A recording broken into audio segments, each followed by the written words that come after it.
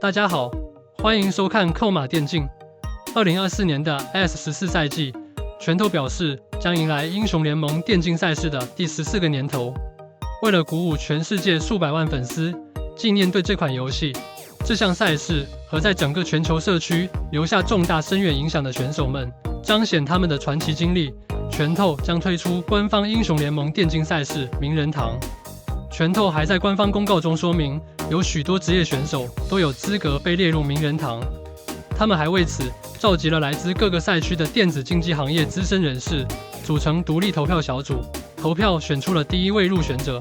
没有任何意外，应该是 Faker， 毕竟打了10年，拿了4次总决赛冠军，所以此前传言的狐狸皮肤可能是名人堂001号专属纪念皮肤。另外，拳头还表示会在未来为名人堂的新成员举办线上线下的庆祝活动，纪念他们的辉煌职业生涯。那么除了板上钉钉的 Faker 之外，还有哪些职业选手会进入名人堂呢？名人堂总冠军不是刚需，能够进入的选手最主要还是要对英雄联盟在全球范围内带来过积极的影响力，对于推动赛区发展、推动英雄联盟职业联赛发展，在世界赛上拥有巨大影响事迹的传奇选手都可以入选名人堂。因此，我们列出了除了 Faker 之外4大赛区最有影响力的传奇选手，他们进入名人堂应该是没有任何争议的。欧洲过去10年，在欧洲英雄联盟影响力最大的2位选手，太过古早的法王们虽然有先驱开拓者这种功劳，但 LEC 这些年来的质变，说白了就是 GR 和 Fnatic 的发展史，而 Prox 就是 GR 的代表 ，Caps 则是从 Fnatic 到 GR 的顶尖中单代表。2019年是他们2人的巅峰。Prox 在换位置的情况下，和 Caps 一起夺冠了 MSI。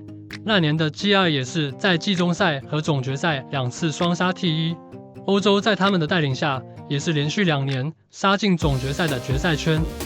2人对于欧洲赛区的发展功不可没，除非拳头想要先从老化石开始选人，否则 Caps 和 Prox 就是优先入选名人堂的对象。北美过去13年，北美确实在世界赛上颗粒无收。比起欧洲 S1 冠军和 S9 的 MSI 冠军，4大赛区里 LCS 是真的啥都没有。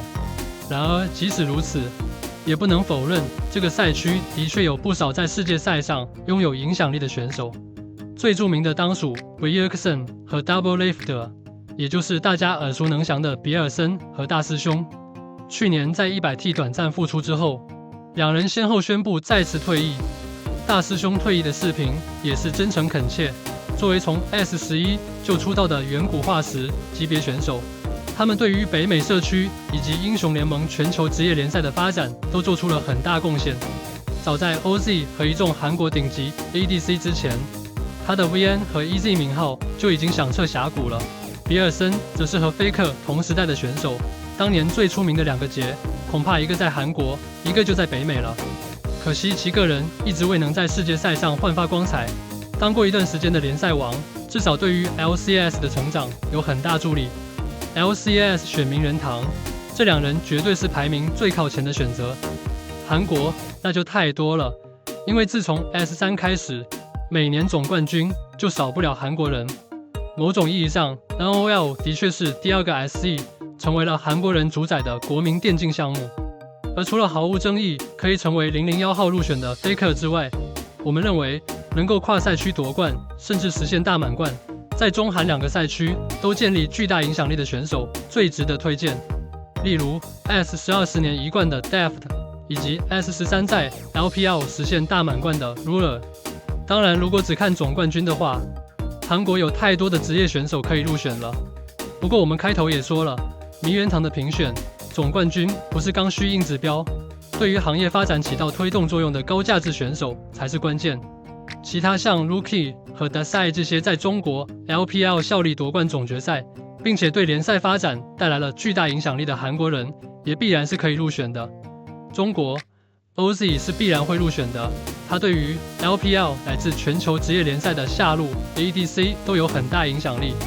2018年的功亏一篑让他未能达成圆满，但这并不妨碍他成为在全球都很有名的选手。另外一个就是 Mako LPL 大满贯选手，早年的垂石娜美夺冠的猫咪，作为辅助和团队大脑，对于联赛发展同样深远影响。Mako 和 Ozzy 一样，都是 LPL 为数不多可以在外国各种韩国人霸榜的排行中露面的选手。这些选手都是在4大赛区拥有极强影响力的。不过拳头的投票是来自他们组建的专业评审团，而且具体指标和时代跨度我们并不清楚。如果要追溯从 S1 开始的话，那欧美可能会有很多老古董入选。